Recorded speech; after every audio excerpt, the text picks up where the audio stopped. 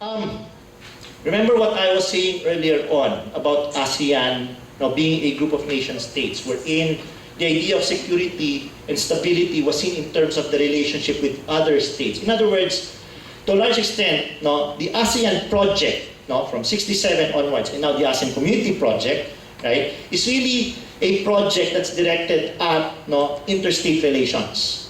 Okay? Despite the fact that there is an emphasis on people, it's still about interstate relations.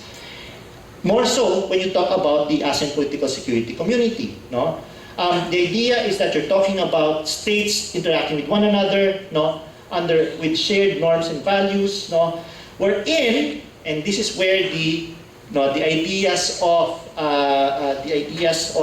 the people-centric, people-orientedness of ASEAN comes in. Democracy is a norm that is central to the whole project. Good governance and the rule of law is supposed to be emphasized. Okay? And then the promotion and protection of human rights. So even within the context of yung political security community, lumalabas na tayo doon sa traditional na konsepto natin ng ano ba ang security. Kasi ine-emphasize na natin dito ngayon yung security ng tao. So within that context, importante na magkaroon ka ng isang sistema na kung saan medyo democratic yung political system mo, na kung saan rule of law yung namumuno, pagkatapos yung promotion and protection of human rights is central to the whole thing, right? Now again, these are aspirations. Okay, these are aspirations. Even by 2015, you don't expect all of the ASEAN states to suddenly transform themselves overnight into democracies, right? That's not going to happen, right? And neither are we going to expect that all of them will suddenly have commissions on human rights that will be checking on human rights violations in their respective countries. Okay? So sa madaling sabi, andyan yung aspiration na yan, and this is one of the things that I'm saying about being a work in progress, right? Democracy is something that will be a process. It's going to be democratization rather than the establishment of democracy per se. And good governance in the rule of law will always be seen largely in terms of the provision of economic goods. So yung protection of human rights will be seen largely in terms of the regional commission more than anything else. Okay? Next slide, please.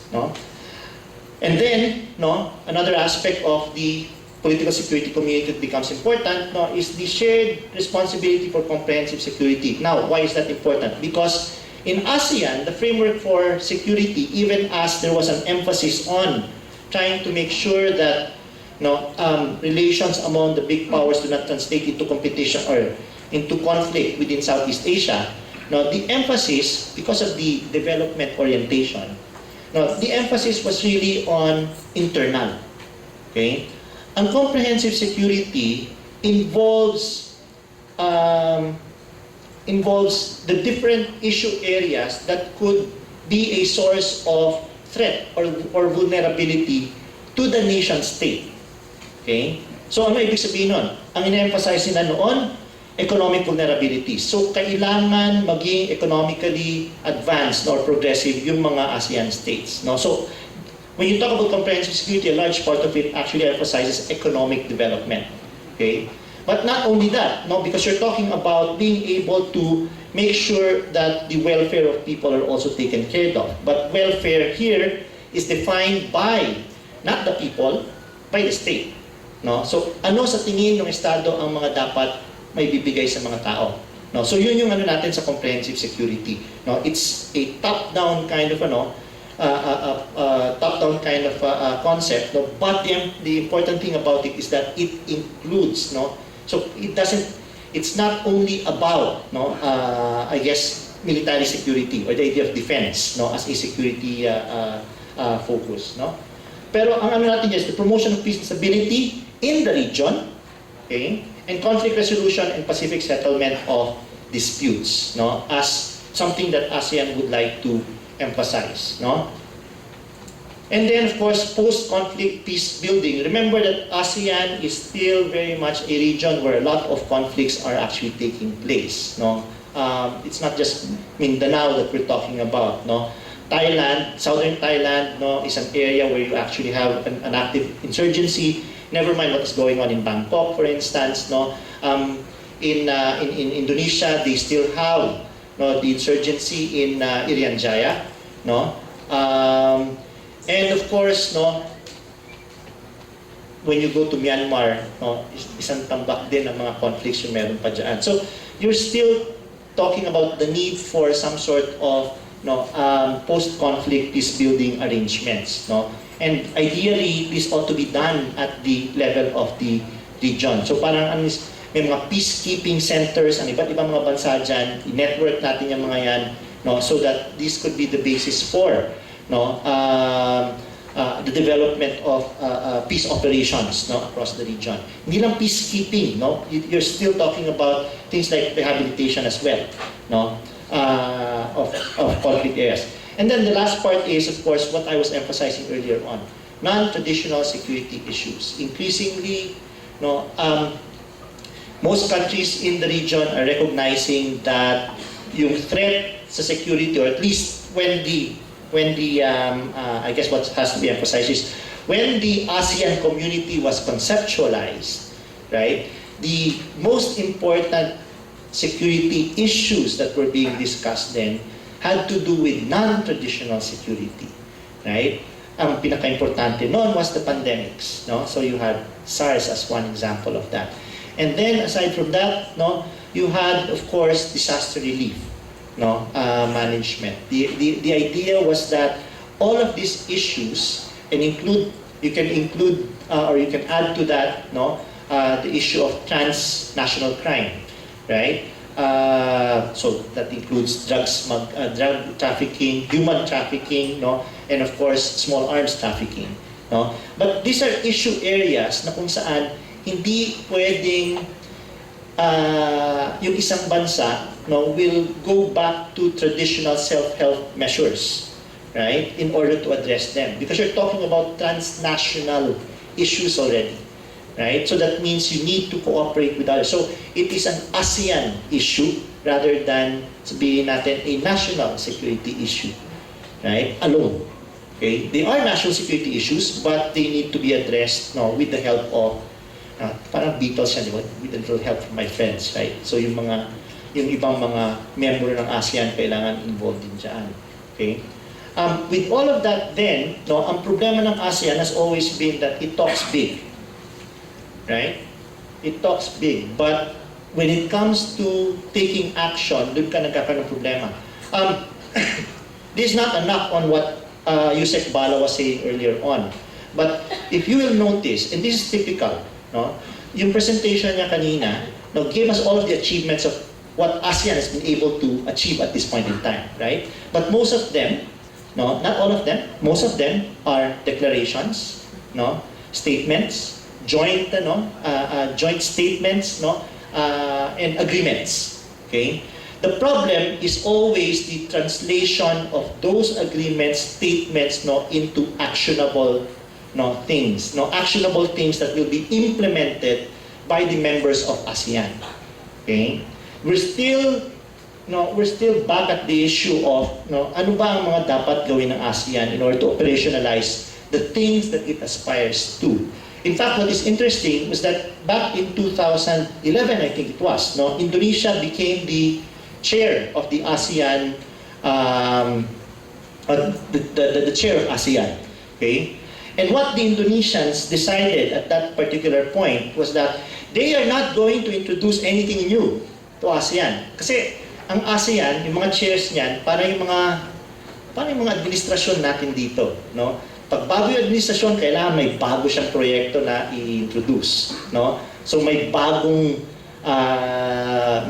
konsepto na ipapasok, no? At saka, they decided that they're not going to do that. Okay? Instead, no, they began to emphasize the idea that everything that we've committed ourselves to, no, that was what Indonesia was going to push during the year that it was chaired. Okay? So, i-revisit natin yung mga commitments natin, implement natin sila, hanapan natin operationalization, and then enforce natin yan. Okay? It was hoping that after their chairmanship, the other chairs would follow in their footsteps. Didn't quite happen that way. No? But the point was, there was a need to revisit and see what needed to be implemented. No? Now, to be fair to ASEAN, okay, hindi lang naman puros chat-chat ang ASEAN. As Yusek Bala emphasized, a number of things have actually been put into place. No? And this has to do with, again, going back to the governance questions, no, and the security questions. No? Number one, as far as governance is concerned, is the increasing involvement of civil society, no, with ASEAN. Okay? So, civil society processes have, civil society processes, no, involving their cooperation with ASEAN have actually emerged. No? There's the ASEAN People's Assembly, no, which went on for quite some time, civil society conferences. Remember what Yusek Bala was saying earlier on kanina, na parang nagkaroon ng conference. And during the conference, there was a meeting between members of civil society and the leaders, right, of ASEAN. The main problem there, no, and this is what we can be very critical about, is that even as there's a commitment to greater cooperation with civil society, no, there are still some states wherein, no, the political leadership is still very uncomfortable with civil society. So ang tendency nila is like what Yusek Bala said, no, some of those, some countries in ASEAN did not have civil society representatives because the leaders did not want to meet with them. So may ganun ka pa rin klase ng relasyon, no? This all goes back to the idea that, no, ASEAN is still very much, no, an intergovernmental, no, association. Okay? So even though there's an agreement that we will do this at the regional level, no, the leaders and the states themselves still decide on whether or not they're going to implement it. Okay? And so there are consultation processes, no, and of course the ASEAN Human Rights Body, no, are things that can be rightly called achievements. Okay? But again, the human rights body is still very long on rhetoric, no, rather than on its ability to actually act on, no, human rights. No? If you look at one of the important developments as far as human rights is concerned, no, that you will find in the Charter and in the political security blueprint is the emphasis on the idea that the Human Rights Commission is supposed to provide, there's a commitment in ASEAN to the promotion and protection of human rights. No, dati-dati laging promotion lang yan. Yung protection, hindi yan pumapasok sa usapan. Ngayon, officially, ASEAN is committed to the protection of human rights. But in implementing that, we still have problems because when you look at the human rights body itself, no, the ICHR, no, hindi pa rin siya tumatanggap hindi siya yung klase ng body that receives complaints, no, and investigates. Okay? That's not yet part of its mandate. It can be in the future, but it is not yet there. Okay? So, what it does is the promotion of human rights. Okay? That's what it does best. No, excuse me. Okay? Next slide, please. No? At the same time, you also have some developments, no? Remember what Yusek Bala was saying, na parang the surprise of the century is probably the fact that Myanmar is closer to, no, democratization, no, than some of the other members of ASEAN, no, the more established members of ASEAN. Okay? And so parang yung democratization sa Myanmar, malaking role ang ginampanan ng ASEAN doon, no, in trying to guide, no, the process itself and trying to push it forward. No? It sets the tone for cooperation in the region, no, and still the basis for normative structures, no, especially when it comes to democratization, no, and human rights. Next slide, please. Okay, so this is where it still falls short, no, as far as this issue is concerned. No? Economic gaps in ASEAN. So, di ba tuwing pinag-uusapan natin yung mga GDP and you have the original members plus Brunei, no? And then of course the CLMV countries, di ba? That hasn't been quite addressed yet, no? And that's why the AEC is an important aspect of the whole process of integration, no? Like I said, sa human rights, no, is the question of implementation, no? You have a human rights declaration already, no, which has become, or which is the basis now of what of the framing of human rights in the region. The problem with it is that apparently it falls short. Kasi ang demand ng mga human rights activists, no, is that if ASEAN is going to adopt a human rights declaration, it should be no less than what you already find in the UN. Right? Parang sa UP, sinasabi, pagka nagkaroon ka ng rule, no, na or something that needs to be implemented by different units, no, at the lower levels, no, pwedeng baguhin yan ng mga units sa lower level, but they have to be stricter in the implementation. Okay? Same thing here. Parang ang nangyayari ngayon dito, no, ang demand nila was, if you're going to introduce, no, a regional human rights declaration, then it had better be no less than, okay, what you actually find in the UN Declaration already. Problema hindi. No? There are some elements in the UN Declaration that are not in the regional declaration. So sinasabi nga nila, may pagkukulang pa rin dyan. Crisis management. No? Bakit? Tandaan yun, nagkaroon ng crisis doon sa Scarborough Shoal. No? ASEAN couldn't do anything about that. Right? In other words, part of the problem of ASEAN is that when you have a crisis, a political crisis that could lead to potential for conflict, no, ASEAN is not built to actually address that. Okay? Ang ng ASEAN is that it can provide the framing whereby we can live peacefully with one another. Right? But when that peaceful existence is threatened, ASEAN is not in a position to do anything about it. Right? So while peace is there, okay lang. Right? But when it's threatened in some way, no, then you can't do anything about it. No? And then of course, institutionalization. Next please. So, ang ngayon natin dito is that problems that are actually facing ASEAN, with those weaknesses, ito yung mga ngayon. ASEAN centrality is threatened by the fact that you have an intensifying competition between the United States and China. No? That's not something that ASEAN can easily manage. Right? And that power dynamics is increasingly becoming the issue that needs to be addressed within the region. It's now the overarching issue that needs to be addressed, no?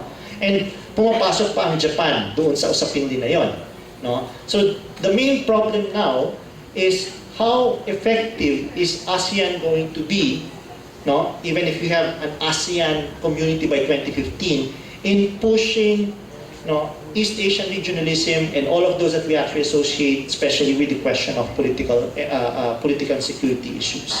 Okay? And so, I will end there and I welcome whatever questions that you might have later on. Thank you.